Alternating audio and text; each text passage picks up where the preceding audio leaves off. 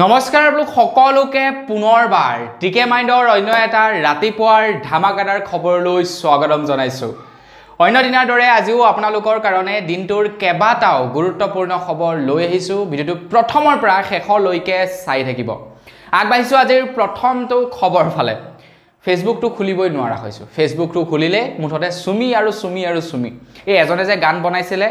যে ওপৰলৈ গলেও সুমি, তললৈ আহিলেও সুমি, মাথো সুমি আৰু সুমি। ঠিক তেনেকুৱা ধৰণৰে হৈছে ফেসবুকটো খুচৰিবই নোৱাৰো, নিউজ চেনেল কেইটা চাবই নোৱাৰো, অকল সুমি আৰু সুমি আৰু সুমি। সব ফালে মুঠতে সুমিয়ে সাংঘাতিক ৰকমে ভাইৰেল হৈ পৰিছে। এতিয়া খবৰ ওলাইছে প্ৰথমটো খবৰে হেই যি নেকি বিতৰ্ক চলি আছে বৰ্তমান সুমি আৰু বিশালক লৈ, তো তাৰ ওপৰতে ওলাইছে প্ৰথমটো খবৰ। এতিয়া বিশাল ফুকনে কেইবাজনো অভিনেতা অভিনেত্ৰীৰ নাম লৈছে, যি কেইজন অভিনেতা অভিনেত্ৰীয়ে সেই কোম্পানীটোত পইচা ইনভেস্ট কৰিছে বুলি মানে বিশাল ফুকনে নাম জনাইছিলে। এতিয়া বিশাল ফুকনে নাম জনাইছিলে নে মানে সাংবাদিকসকলে নিজেই সেই নামবিলাক প্ৰস্তুত কৰি উলিয়াইছে সেইটোৰ বিষয়ত বৰ ভালকৈ ক'ব নাজানো, কিন্তু কেইবাজনো আমাৰ অসমৰ অভিনেতা অভিনেত্ৰীৰ নাম উল্লেখ কৰিছিলে। এতিয়া সেই অভিনেতা অভিনেত্ৰীসকলে যেন ট্ৰেডিঙৰ নাম শুনিলে তেওঁলোকে হাতজাপ মাৰে। তো তেওঁলোকে মুঠতে কোনো বিশাল ফুকনক চিনি নাপায়। সুমি বৰাৰ লগতো তেওঁলোকৰ কোনো ভাল টাৰ্মছ নাই, গুড টাৰ্মছ নাই। কেতিয়াবা কোনোবাই যদি এটা গান বনাইছিলে, কোনোবা এজনে আকৌ আপোনাৰ দুটা গানৰ কোৰিওগ্ৰাফি কৰিবলৈ দিছিলে। মুঠৰ ওপৰতে সুমি বৰাৰ লগত তেওঁলোকৰ ৰিলেশ্যন সিমানটোই। সুমি বৰা বুলি নামটো শুনিলেই যেন তেওঁলোকে এতিয়া আঁতৰতেই নমস্কাৰ কৰে, আৰু নকৰিবনো কিয়, কাৰণ সুমি বৰাৰ নামটো তেওঁলোকৰ লগত সাঙুৰ খুৱাই লৈ তেওঁলোকো বিপদত পৰিলেহে হ'ব। এতিয়া কেইবাজনো তাৰকাৰ বিষয়ে কোৱা হৈছিলে যে এইকেইজনো জড়িত আছে বুলি। এতিয়া তেওঁলোকেতো পুৰা নাকচ কৰিছে যে আমি ইয়াতে কোনো ধৰণৰ জড়িত নাই বুলি। এতিয়া বিশাল ফুকনে এনেই কৈছে তেওঁলোকৰ নাম নে নিউজত এনেই উলিয়াইছে, সেইটো অনাগত সময়ত যেতিয়া নেকি সুমি বৰাক ধৰিব বা সুমি বৰাক এৰেষ্ট কৰিব অসম আৰক্ষীয়ে, তেতিয়াহে প্ৰকৃততে ওলাব যে প্ৰকৃততে সেই কেইজন যি কেইজনৰ নামে নেকি উল্লেখ হৈছে সেইকেইজনে প্ৰকৃততে টকা ইনভেষ্ট কৰিছিলে নেকি, বা তেওঁলোকৰ সৈতে সুমি বৰাৰ সৈতে সম্পৰ্ক কি, সেইবিলাকৰ কথা ইন ফিউচাৰহে গম পোৱা যাব।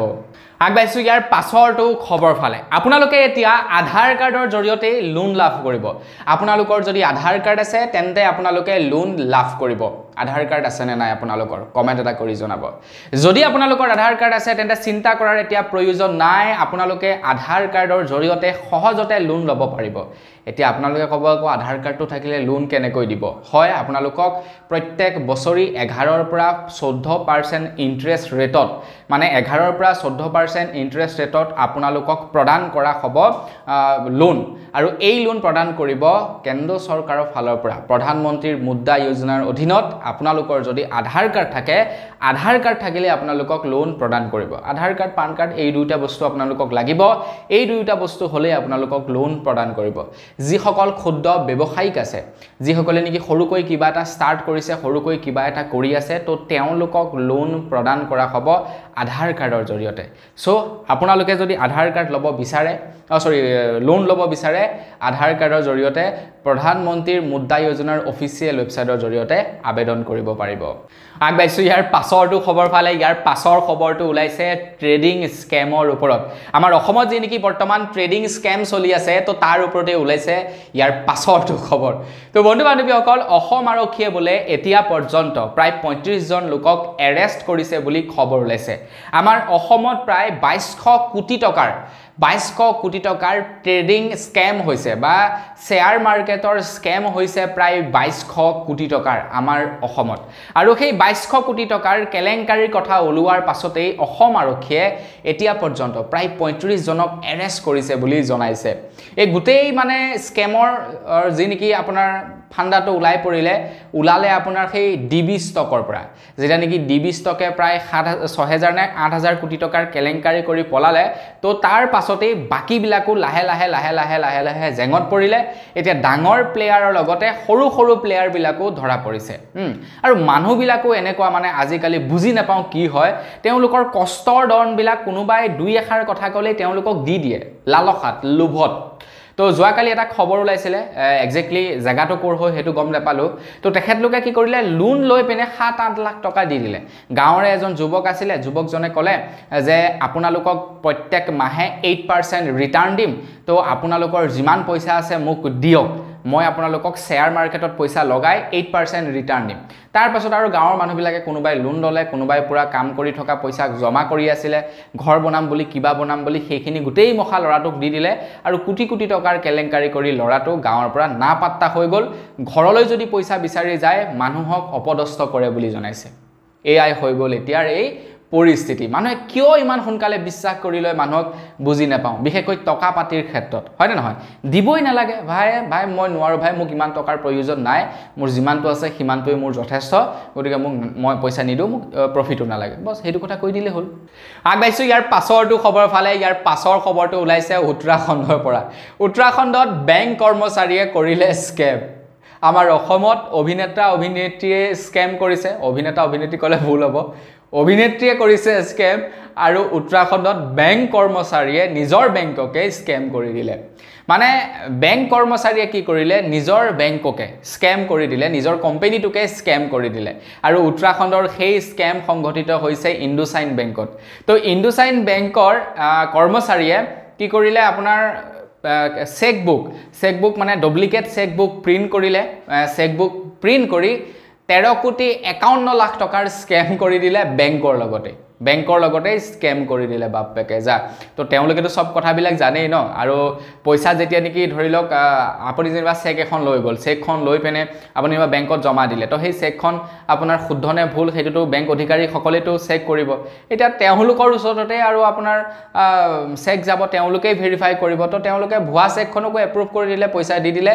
13,51 লাখ টকা এটকা দুটকাও নহয় 13,51 লাখ টকাৰ স্কেম কৰি দিলে বুলি জনাইছে চাওকচোন বাৰু আগবাইছো ইয়াৰ পাছৰটো খবৰ ফালে অসমৰ মুখ্যমন্ত্ৰী ডক্টৰ হিমন্ত বিশ্ব শৰ্মা দেৱে এতিয়া মুছলমান সকলক লৈ আৰু এটা বিস্ফোৰক মন্তব্য কৰিছে আৰু এই খবৰটোৱে মানে উচ্চ পৰ্যায়ৰ যিবিলাক নেকি ডাঙৰ নিউজ চেনেল আছে আমাৰ অসমৰ বাহিৰৰ ভাৰতৰ যিবিলাক নেকি ডাঙৰ নিউজ চেনেল আছে তো ভাৰতৰ ডাঙৰ নিউজ চেনেল বিলাকৰ শিৰোনাম দখল কৰিবলৈ সক্ষম হৈছে এই খবৰটোৱে অসমৰ মুখ্যমন্ত্ৰী ডক্টৰ হিমন্ত বিশ্ব শৰ্মা দেৱে ৰিসেন্টলি মুছলমানক লৈ এটা মন্তব্য কৰিছে যে মুছলমানে যি নেকি মাছৰ খেতি কৰে সেই মাছ খাব নালাগে বুলি কৈছে মানে যি নেকি মাছ পোহে তেওঁলোকৰ পুখুৰীত বা তেওঁলোকে বিলত যি নেকি মাছ পোহে সেই মাছ খাব নালাগে ইয়াৰ একটা ৰিজনো দিছে মানে ইয়াৰ এটা লজিক দিছে যে কিয় খাব নালাগে কথাটো এনে কৈ দিলে নহব এটা প্ৰপাৰ ৰিজন লাগিব যে কিয় মাংসখিনি খাব নালাগিব তো মুখ্যমন্ত্ৰী ডাঙৰীয়াই কোৱা অনুসৰি মুছলমান সকলে যিখিনি মাছ তেওঁলোকে পোহপালন দিয়ে তাত ইউৰিয়া মিহলি কৰে যাতে মাছখিনি সোনকালে ডাঙৰ হওক আৰু সেই মাছ খোৱাৰ ফলত এতিয়া ম্যাক্সিমাম মানুহৰ বৃক্ক ৰোগ হৈছে বুলি জনাইছে মানে কিডনিৰ ৰোগ হৈছে বুলি জনাইছে সেই মাছখিনি খোৱাৰ ফলত গতিকে বুজিলে নহয় আপোনালোকে মানে চালানি মাছ খোৱাটো বাদ দিয়ক নগাঁৱৰ মাছ খোৱাটো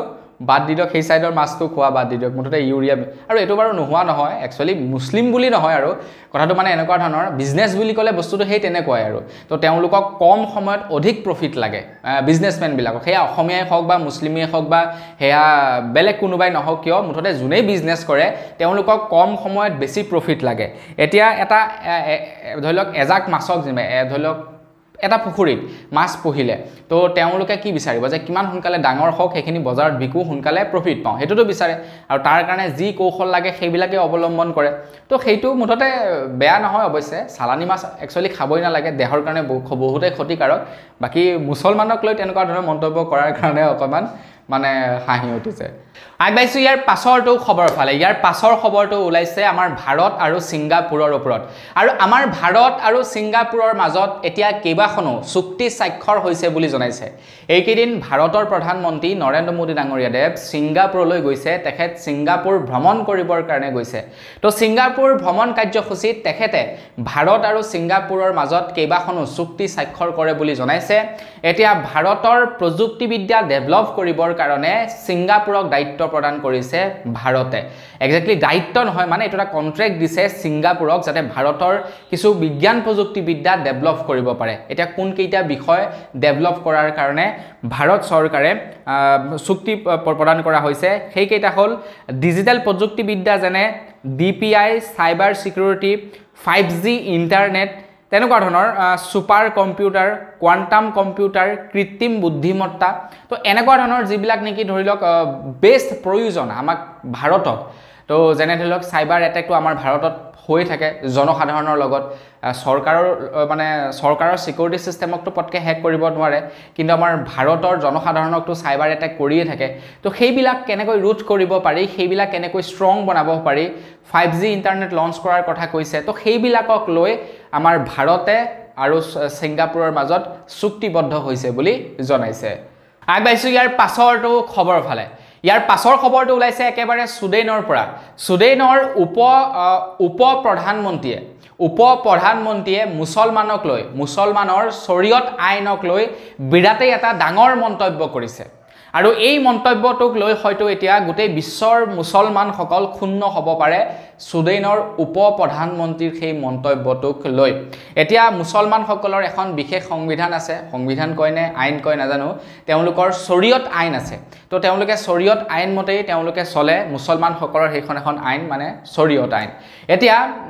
সুডেনৰ উপ প্ৰধানমন্ত্ৰীয়ে জনাইছে যে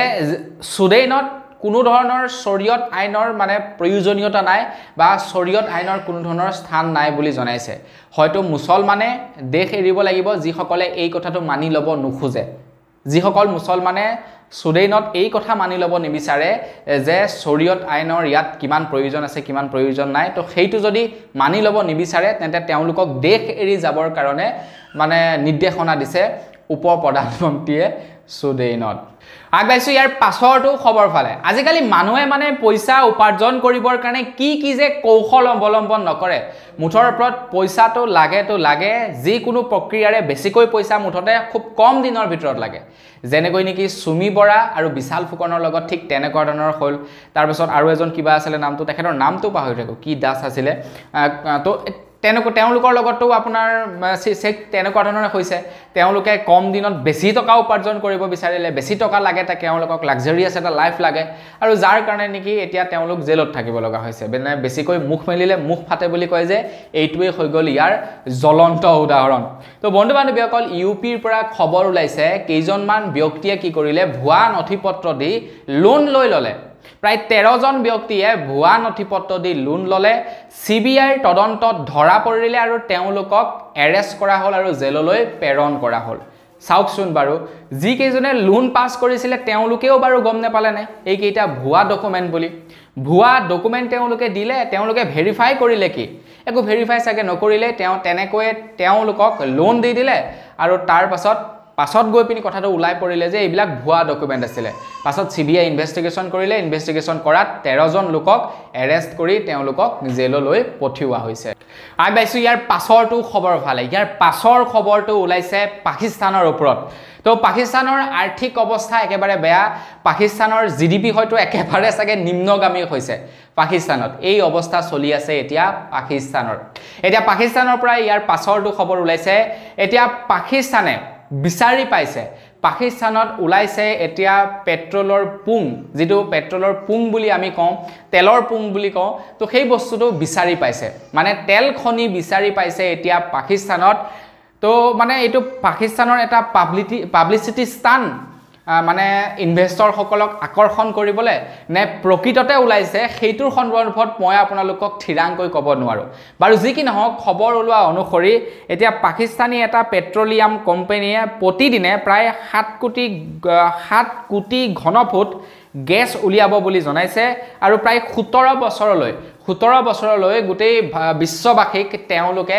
গেছ যোগান ধৰি থাকিব পাৰিব বুলি জনাইছে গোটেই বিশ্ববাসীক 17 বছৰ কন্টিনিউ গেছ সাপ্লাই দিব পাৰিব বুলি জনাইছে আৰু এটো যদি প্ৰকৃততে হৈ যায় নহয় আকৌ পাকিস্তান মানে ধনী হ'ব পাকিস্তান আকৌ ধনী হ'ব এটা ডুবাই ধনী হোৱাৰ মেইন কাৰণনো কি আছিল তো তেওঁলোকৰটো তেলৰ খনিৰ কাৰণে ধনী হ'ল ন বেছিকৈ তো গতিকে পাকিস্তানত যদি এইটো সঁচা কথা এইটো যদি সঁচাকৈ ওলাইছে তেনে পাকিস্তানো ধনী হ'ব আগবাইছো ইয়াৰ পাছৰটো খবৰ ফালে ইয়াৰ পাছৰ খবৰটো ওলাইছে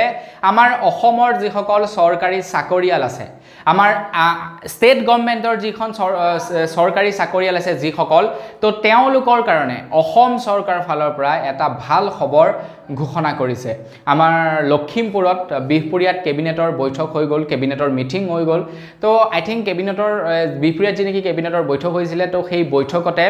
এটা ভাল সিদ্ধান্ত লৈছে ৰাজ্য চৰকাৰৰ চাকৰিয়ালসকলৰ কাৰণে মানে অসম চৰকাৰৰ চাকৰিয়ালসকলৰ কাৰণে অসমৰ মুখ্যমন্ত্ৰী ডক্টৰ হিমন্ত বিশ্ব শৰ্মাদেৱে জনোৱা অনুসৰি এতিয়া যদি কোনো এজন চৰকাৰী চাকৰিয়ালে চাকৰি কৰি থকাৰ অৱস্থাত তেখেতৰ এক্সিডেণ্টেল ডেথ হয় তেনে তেখেতৰ ফেমিলিক 1 কোটি টকা অসম চৰকাৰৰ ফালৰ পৰা প্ৰদান কৰিব যদিহে ধৰি লওক আপোনাৰ পাৰ্মানেণ্ট ডিসেবিলিটি হয় মানে তেখেতে কোনো ধৰণৰ কাম কাজ আৰু কৰিব নোৱাৰে তেন্তে তেখেতক 1 কোটি টকা দিব মানে মৃত্যু ধৰি লওক নহল পাৰ্মানেণ্ট ডেমেজ হল তেন্তে 1 কোটি টকা দিব যদি কিবা কাৰণত মানে পাৰ্সেল ডেমেজ হল সাপোজ ভৰি এটা তেখেতৰ ভাঙি থাকিলে হাত এখন ভাঙি থাকিলে তেতিয়া 80 লাখ টকা দিব যদিহে তেখেতৰ কাম কৰি থকা অৱস্থাত অন্য কিবা কাৰণত মৃত্যুবৰণ ঘটে তো তেতিয়া 10 লাখ টকা প্ৰদান কৰিব বুলি জনাইছে সাপোজ এক্সিডেন্ট হৈ মৃত্যু নহল যেনিবা সাপোজ XYZ কিবা কাৰণত সাপোজ হাৰ্ট এটেক আহিলে প্ৰেছাৰ হল সাপোজ এনে সৰ্বসাধাৰণ মৃত্যু হল তেখেতৰ তো তেনে ক্ষেত্ৰত 10 লাখ টকা অসম চৰকাৰৰ ফালৰ পৰা ইনস্যুৰেন্স মানি হিচাপে প্ৰদান কৰিব আগবাইছো ইয়াৰ পাছৰটো খবৰ ফালে ইয়াৰ পাছৰ খবৰটো ওলাইছে এজন চিত্ৰশিল্পী কাৰ্টুন শিল্পী কুলদীপ শইকীয়াৰ ওপৰত আপোনালোকে ফেসবুকত কুলদীপ শইকীয়া বুলি সাৰ্চ কৰিলে আপোনালোকে পাই যাব তো তেখেতে এখন যোৱাকালি কাৰ্টুন প্ৰচাৰ কৰিছে আৰু যিখন কাৰ্টুন খুবেই যোৱাকালি সমাদৰ লাভ কৰিছে ভাইৰেল হৈছে যিখন কাৰ্টুন তো কাৰ্টুনখন হৈছে এইখন কাৰ্টুনখনত লিখা আছে ই বেটাই অসমৰ বাকি প্ৰবলেমছবোৰ মানুহক পাহৰাই দিলে দেই তো বন্ধু বান্ধৱীসকল কাৰ্টুনখনৰ জৰিয়তে আপোনালোকেনো কি বুজিলে কমেন্ট বক্সত তাকেই লিখি থৈ যাব আগবাইছো ইয়াৰ পাছৰটো খবৰ ফালে ইয়াৰ পাছৰ খবৰটো ওলাইছে বিশিষ্ট সাংবাদিক অতনু ভূঞা ডাঙৰীয়াৰ ওপৰত ওলাইছে ইয়াৰ পাছৰটো খবৰ তেখেতে বৰ্তমান সময়ত টেলিভিছনৰ পৰা ওলাই আহিলে এতিয়া ডিজিটেল মিডিয়াত নিজেই সত্যদা ট্ৰুথ নামৰ এটা তেখেতে নতুনকৈ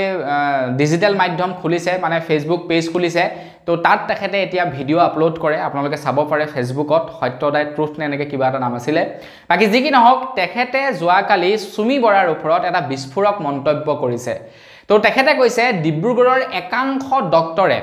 একাংশ ডক্টৰে বিশালৰ এই কোম্পানীটোত পইচা ইনভেষ্ট কৰিছিলে বুলি জনাইছে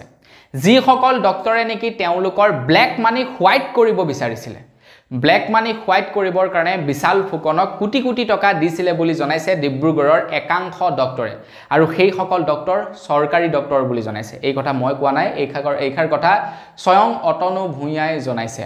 এতিয়া কিমান দূৰ সত্য কিমান দূৰ অসত্য এই সন্দৰ্ভত মই আপোনালোকক খোলাখুলিকৈ ক'ব নোৱাৰিম বা এই সন্দৰ্ভত মই আপোনালোকক ডাঠি ক'ব নোৱাৰিম সুমি বৰা যেতিয়া এৰেষ্ট হ'ব সুমি বৰাক যেতিয়া আটক কৰিবলৈ সক্ষম হ'ব অসম পুলিচে মোৰ মতে তেতিয়াহে গোটেই মামলাটো ওলাই পৰিব যে এক্স্যাক্টলি হয় কি কোন জড়িত আছে কোন জড়িত নাই এতিয়া সেই যিটো নেকি কোম্পানী আছিল সেই কোম্পানীটো বিশাল ফুকনৰ কোম্পানী আছিল নে সুমি বৰাই খুলিছিলে বিশাল ফুকনৰ নামত এইবিলাক ঢেৰ কথা আছে যেহেতু বিশাল ফুকন বৰ এটা বিশেষ আপোনাৰ ডাঙৰ লৰা নহয় 22 বছৰীয়া এজন যুৱক তো তেখেতে এটা কোম্পানী খুলিলে আৰু ইমান কোটি টকাৰ এটা কেলেংকাৰী কৰি দিলে সেইবিলাক মানে এতিয়া পুলিচে ইনভেষ্টিগেশ্যন চলাই আছে তো ইনভেষ্টিগেশ্যনৰ শেষত যি ৰিজাল্ট ওলাব সেইটো বিৰাটেই মানে চাবলগীয়া ৰিজাল্ট হ'ব আগবাইছো ইয়াৰ পাছৰটো খবৰ ফালে ইয়াৰ পাছৰ খবৰটো ওলাইছে বিশাল ফুকনৰ ওপৰতে খবৰ ওলাইছে ডিব্ৰুগড়ত বিশাল ফুকনৰ অন্য এখন গাড়ী জব্দ কৰিছে বুলি জনাইছে অন্য এখন বিলাসী গাড়ী জব্দ কৰিছে বুলি জনাইছে বিশাল ফুকনৰ গাড়ীখনৰ নাম্বাৰটো হৈছে A06A Z006 বা নাম্বাৰো বিৰাট ভিআইপি নাম্বাৰ 006 এনেকুৱা ধৰণৰ নাম্বাৰ বিলাক লবৰ কাৰণে গাড়ীখনতকৈ নাম্বাৰটোত বেছি দাম পৰে আৰু ডিব্ৰুগড় আৰক্ষীয়ে এই গাড়ীখন জব্দ কৰিছে বুলি জনাইছে 006 মানে সিঙ্গল ডিজিটৰ নাম্বাৰৰ গাড়ী লৈছে তো এনেকুৱা নাম্বাৰ প্লেট লবৰ কাৰণে ঢেৰ লাখ লাখ টকা খৰচা কৰিব লাগে তো ভাবক পুৰা দামী মানে একদম পুৰা লাক্সাৰিয়াছ লাইফ এটা জিয়াই আছিলে বেলেগৰ টকাত এতিয়া যোৱাকালি ডিব্ৰুগড় আৰক্ষীয়ে জনোৱা অনুসৰি বিশাল ফুকনে যিখিনি টকা মানুহৰ পৰা সংগ্ৰহ কৰিছিলে প্ৰায়খিনি টকা তেখেতে কি কৰিলে মানে বেলেগৰ ওপৰত খৰচা কৰি দিলে এই গাড়ী ল'লে এই 50 লাখ টকা খৰচা কৰি এটা তেখেতে মানে অফিচ বনালে 2-3টা অফিচ অলৰেডি আছে আপোনাৰ সোণৰ কালাৰৰ তেখেতে মানে কি কৰিছে টয়লেট বনাইছে বাথৰুম বনাইছে এতিয়া নিউজত প্ৰথমে প্ৰকাশ পাইছিলে যে সোণৰে বাথৰুম বনাই আছে বুলি কিন্তু পাছত যিসকল মিস্ত্ৰী তেওঁলোকে কৈছে নহয় সোণৰ বাথৰুম নহয় সেয়া আপোনাৰ সোণৰ টাইলছৰ মানে কালাৰৰ বুলি কৈছে তো যিজন নেকি ডিজাইনাৰ আছিলে তেখেতকেই আপোনাৰ কিমান 14 লাখ নে 15 লাখ দিছিলে বুলি খবৰ ওলাইছে কিন্তু ডিজাইনাৰজনে কৈছে নহয় মোক কেৱল 4 লাখ টকাহে দিছিলে মোৰ ফিজ 4 লাখ টকা নাজানো আৰু যি হয় যি নহওক আমাৰ ইয়াতে মতলব নাই বাকি যি হয় পাছত দেখা যাওক আগবাইছো ইয়াৰ পাছৰটো খবৰ ফালে অসমৰ মুখ্যমন্ত্ৰী ডক্টৰ হিমন্ত বিশ্ব শৰ্মাদেৱ মই কৈছো আপোনালোকক লখিমপুৰ ডিস্ট্ৰিক্টলৈ আহিছিলে বিহপুৰিয়াত কেবিনেটৰ মিটিং কৰি গৈছে তো কেবিনেটৰ মিটিং কৰি যোৱাৰ পাছতে অসমৰ মুখ্যমন্ত্ৰী ডক্টৰ হিমন্ত বিশ্ব শৰ্মাদেৱে বিহপুৰিয়া সমষ্টিৰ কাৰণে 45 কোটি টকা আগবঢ়াইছে 45 কোটি টকা আগবঢ়াইছে 45 কোটি টকা এটা অনুদান আগবঢ়াইছে মানে সৰকাৰি পেকেজ ঘোষণা কৰিছে বিহপুৰিয়াৰ কাৰণে বিহপুৰিয়াৰ আন্তঃগাঁথনি উন্নত কৰিবৰ কাৰণে আই থিংক এমএলএ ফাণ্ডলৈ 45 কোটি টকা আগবঢ়াইছে এতিয়া এমএলএ জনে জানে কেনে ধৰণৰ কোট কি কেনেকৈ খৰচা কৰে আৰু সেই কাৰণে অমিয় কুমাৰ ভূঞা বিহপুৰিয়া সমষ্টিৰ বিধায়ক তো তেখেতে মন্ত্ৰী মহোদয়ক ধন্যবাদ জ্ঞাপন কৰিছে আগবাইছো ইয়াৰ পাছৰটো খবৰ ফালে মই আপোনালোকক যোৱাকালি জনাইছিলো যে ভূপেন হাজৰিকা সেতু বা ধলাশদিয়া দলঙত এতিয়া 24 ঘণ্টাই লাইট জ্বলি থাকিব 24 ঘণ্টাই এতিয়া সোলাৰ পেনেলৰ জৰিয়তে লাইট লগাই থোৱা হ'ব বুলি মন্ত্ৰী হিমন্ত বিশ্ব শৰ্মাদেৱে জনাইছিলে আৰু এই খবৰটো মই আপোনালোকক যোৱাকালিৰ খবৰটোত জনাইছিলো এতিয়া মন্ত্ৰী হিমন্ত বিশ্ব শৰ্মাদেৱে যোৱাকালি একপি ফটো শেয়াৰ কৰি সোশ্যাল মিডিয়াত জনাইছে যে ধলাশদিয়া দলং বা ভূপেন হাজৰিকা ক্ষেত্ৰত যিনিকি 24 ঘণ্টিয়া লাইট জ্বলাৰ প্ৰতিশ্ৰুতি দিছিলে সেয়া পূৰ্ণ কৰিলে বুলি জনাইছে তাত সোলাৰ পেনেলৰ জৰিয়তে এতিয়া লাইট দিয়াৰ ব্যৱস্থা কৰি দিছে আৰু যোৱাকালি সেয়া শুভাৰম্ভণি কৰে আগবাইছো ইয়াৰ পাছৰটো খবৰ ফালে ইয়াৰ পাছৰ খবৰটো ওলাইছে আমাৰ অসমৰ মুখ্যমন্ত্ৰী ডক্টৰ হিমন্ত বিশ্ব শৰ্মাদেৱৰ ওপৰত বিশেষকৈ বাংলাদেশীৰ ওপৰত ওলাইছে ইয়াৰ পাছৰটো খবৰ মন্ত্ৰী হিমন্ত বিশ্ব শৰ্মাদেৱে জনাইছে যে এজনো অবৈধ লোক বা এজনো সন্দেহযুক্ত লোক এতিয়া অসমত থাকিব নোৱাৰিব বুলি জনাইছে এতিয়া প্ৰায় 30টা দল সংগঠনে মিলি উজনিৰ পৰা আপোনাৰ যিসকল নেকি সন্দেহযুক্ত মুছলমান ব্যক্তি আছিল তেওঁলোকক খেদিম বুলি কৈছিলে যিসকল নেকি অসমৰ নহয় এতিয়া সেইটো কি হল নাজানো সেইটোটো পুৰা হাম কাটিলে এতিয়া মেইন টপিক হৈ গল আপোনাৰ হেই ট্ৰেডিংৰ টপিকটোৱে এতিয়া পুৰা ভাইৰেল হৈ আছে মানে প্ৰচাৰ পাই আছে তো সেইবিলাক কি হল বাৰু নাজানো বাকি যি নহওক অসমৰ মুখ্যমন্ত্ৰী ডাঙৰীয়া দেৱে জনাইছে যে এজনো সন্দেহযুক্ত লোকক অসমত থাকিবলৈ দিয়া নহব আৰু মাটি বাৰী কিনাক লৈ মাটি কিনা বা মাটি কি বেচাক লৈ নতুন এখন আইন প্ৰস্তুত কৰিব আমাৰ অসমবাসীৰ কাৰণে খুব সোনকালে এখন আইন আহিব যিখন আইনৰ অধীনতহে মাটি বাৰী কিনা বেচা কৰিব পাৰিব আগবাইছো ইয়াৰ পাছৰটো খবৰ ফালে ইয়াৰ পাছৰ খবৰটো ওলাইছে ONGCৰ ওপৰত ONGCত চাকৰি কৰা মানে বাপৰে বাৰ হয়নে তো বোলে লৰাই কোট চাকৰি কৰিলে ONGCত ছোৱালী দিবই পাৰি আজি লগতে দিয়ে পতাব পাৰি মানে ONGCৰ নাম আমাৰ অসমত এটা শীৰ্ষ স্থানত আছে ONGCৰ নাম অসমত কবলৈ গলে বিশেষকৈ কোনো এজন লৰাই যদি ONGCত চাকৰি কৰে তাৰ সন্মানে বেলেগ আৰু মুঠৰ ওপৰত কবলৈ গলে কাৰণ ONGCত চাকৰি কৰা সকলৰ দৰমহা পাতি বহুত বেছি এতিয়া অসম চৰকাৰে কি কৰিছে ONGCক এতিয়া ব্যক্তিগত খণ্ডৰ হাতলৈ গটাই দিয়াৰ জুজা চলাইছে বুলি জনাইছে আমাৰ দা ক্ৰছ কাৰেন্ট নামৰ এটা নিউজ চেনেলে দা ক্ৰছ কাৰেন্ট নামৰ ইউটিউব চেনেল নিউজ চেনেলটোৱে জনোৱা অনুসৰি বিদেশী প্ৰতিষ্ঠানৰ হাতলৈ ONGCৰ ৰিক দুগৰাকী বহিৰাগত বিষয়াৰ চক্ৰান্তত ONGC লাভজনক ৰিক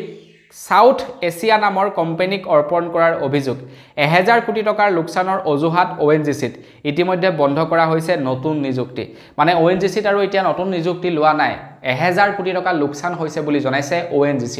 যাৰ কাৰণে নেকি ONGC বিকিব বিচাৰিছে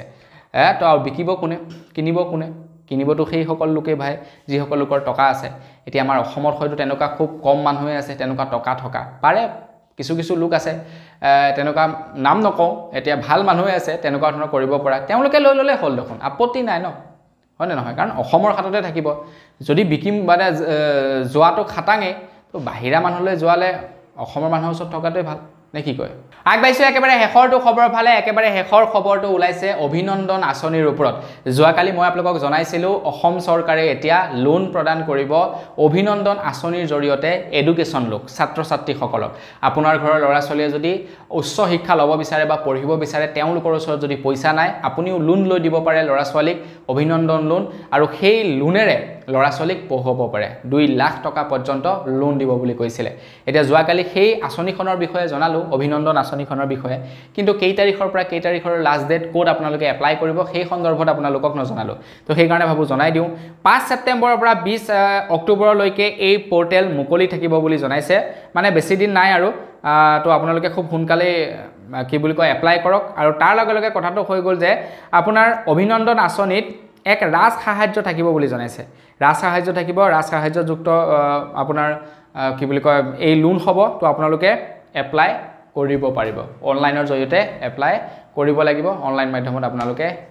কৰিলে হৈ গ'ল তো বস যদি ল'ব বিচাৰে লোন কিন্তু এটো নাভাবিব যে স্কলাৰশিপ কিবা এটো লোন হয় যদি ল'ব বিচাৰে তেন্তে ল'ব পাৰে তো আজিৰ ভিডিঅ জনাবলগীয়া খবৰ ইমান কেইটা আছে খবৰ কেইটা জানি আপোনালোকৰ কেনেকুৱা লাগিলে খবৰ কেইটা শুনি আপোনালোকৰ কেনেকুৱা লাগিলে কমেন্ট এটা কৰি জনাব যদি ভাল লাগিলে লাইক এটা কৰিব চেনেল যদি সাবস্ক্ৰাইব কৰা নাই সাবস্ক্ৰাইবটো কৰি ল'ব পুনৰ এটা লগ কৰাৰ খাই যদি বিদায় মাগিছো ধন্যবাদ জয়